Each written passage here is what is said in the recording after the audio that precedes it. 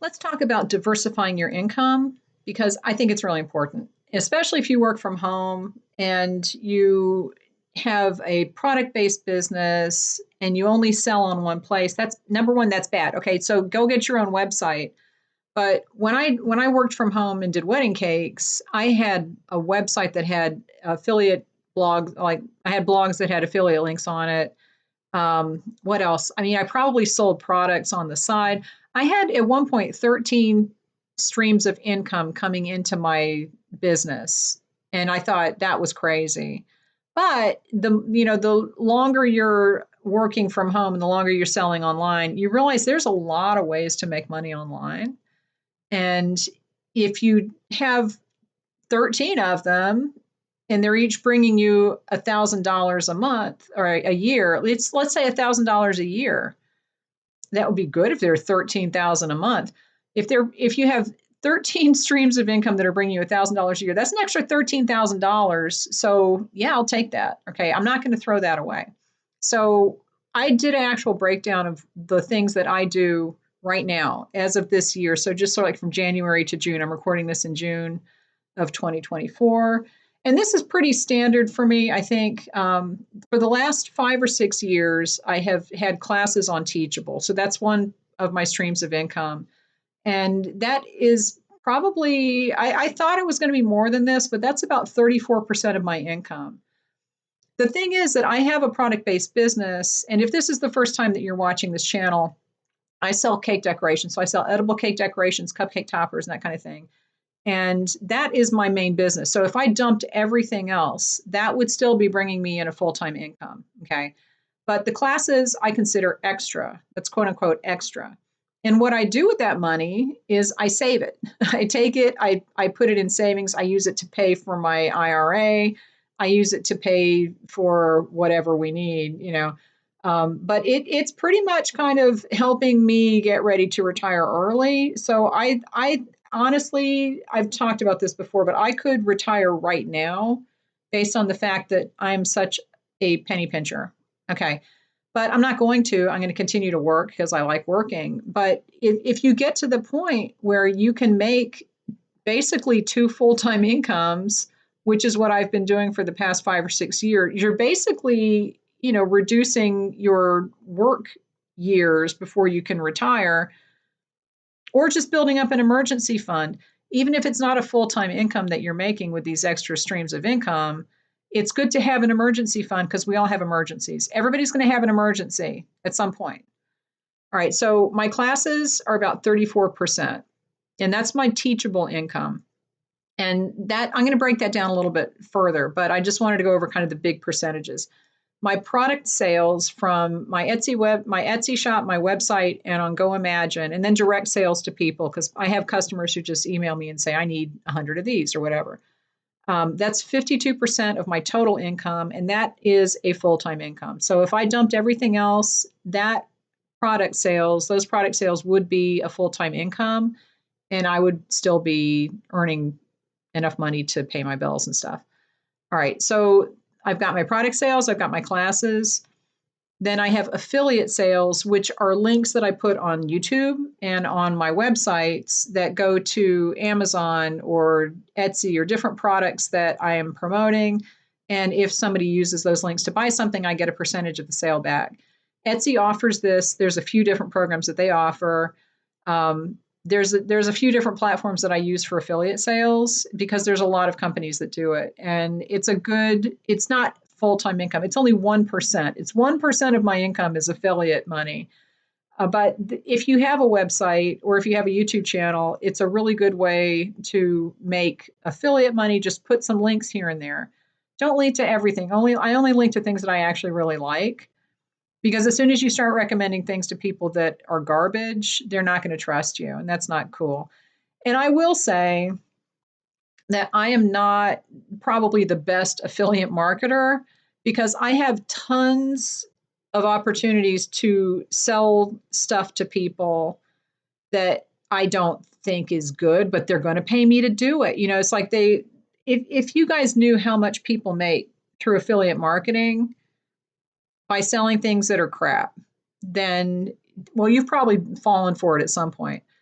there's a lot of money out there floating around, but I'm only going to recommend things that I really like. And even if I really like something, it doesn't mean I'm going to be an affiliate for it, because I think there's a balance of people trusting me because I'm not an affiliate for something, as opposed to me just promoting everything and saying, use my link, I'm going to get paid, use my link. And there's a few companies that am not affiliates for that I do recommend. And I could have made so much money from recommending them over the years, but I haven't, because I want people to know that I actually do like the service. And it's not just because I'm getting paid to do it. So I'm not the best affiliate marketer. I could probably increase that a lot, but it is something to look into if you're thinking about trying to diversify and looking for extra forms of income. There's also ad revenue, which I have from YouTube and from my websites, and that's 13% of my total income. Okay, so if, like I said, if I dumped affiliate sales, ad revenue, and classes, that adds up to be 48% of my income. I would still have my product sales, and that's full time. That's a full time income. I'm fine. All right. So I could just get rid of everything else. But the fact is that it's not that difficult to do some of these other things. And some of it does feed into your product sales. And the main one is YouTube. Okay. And I did a video last week, I think, about different places where you can sell. If you haven't seen that, go watch it, because it's a whole list of places. But YouTube, I did mention it. Not that, I mean, you can sell things on YouTube. I've seen people do different methods of promoting their products on YouTube to send people to their websites, or to send people to a tutorial that they can buy, or whatever the case may be. But YouTube, if you get a certain number of subscribers and a certain number of watch hours, you can monetize your website, or you can monetize your YouTube channel, and you can put ads on the YouTube channel, and then you earn money that way. So my YouTube channels are all monetized, and my website also has ads on it, because I got those monetized also. On my websites, I don't put very many ads, and one of my websites doesn't have ads on it at all, and that's on purpose. But the one website that does have ads on it, I turn them down, so it's not going to jump. It's not like one of those sites you go to and there's 90 things flying in to make you look at the ad. That's obnoxious. But the YouTube channel does have ads. I put minimal ads on there. I put what I consider to be reasonable. YouTube wants to cram it in there, but I try to do what I consider to be reasonable. And I have to go back and adjust it a lot of times if I forget. But YouTube, yeah, it's a good way, number one, to drive people to your business so that they can buy your products, or you can sell a tutorial, or you can send them to your classes. But YouTube also is a good way to earn ad revenue, and that's an extra stream of income. Now, like I said, that's only 13%, but that's still a lot. I mean, if you look at the total of everything that I make, 13% is not a small amount. So yeah, that's one way to do it. So I would definitely, if you're trying to diversify your income, look at YouTube. And like I said, there are lots of ways to do YouTube. And if you don't want to be on camera, there are still ways to do YouTube. So if you'd like me to do more YouTube videos, put a comment in the description, or put a link in the, oh my God, put a comment in the comments on this video. I'm getting all worked up about YouTube. But I think it's a really good way. And a lot of people make money on YouTube before they even get ads on their channel, because they're selling other products. They're sending people to their website to buy their products, and they don't even have ads on their YouTube channel. So it is an extra source of income for ads, but you can also use it in other ways to increase your sales in other places. All right, so let me talk about product sales. Sell on multiple platforms. That's basically it. You need to sell on multiple platforms if you're selling a product from home. That's it. Whatever platform that is up to you, but you need to sell on multiple platforms. Okay, affiliate sales. There are lots of companies that do affiliate sales. If you have a website or a YouTube channel, that's generally where you would put those links. Social media is tricky with affiliate links, because a lot of the platforms themselves don't let you do that. Some do and some don't. And a lot of the affiliate companies have rules about putting links in anywhere that has a password in front of it, because they have to be able to track the links. And if you're putting it in a private group, like you can't put affiliate links in private Facebook groups for the most part, because they have to be able to track the clicks. So you have to check all the rules about that. But if you have a website or a YouTube channel and you have all your disclosures there, you can put affiliate links in there. So that's a good place. That's a good way to do it. Like I said, the ad revenue is generally for websites or for YouTube. and then teaching classes. Now, I do want to mention one platform because I mentioned I have my classes on Teachable, but if you are a creative, then you can also look at Patreon. And I had a Patreon for a while. It was just too much for me to keep up with everything else.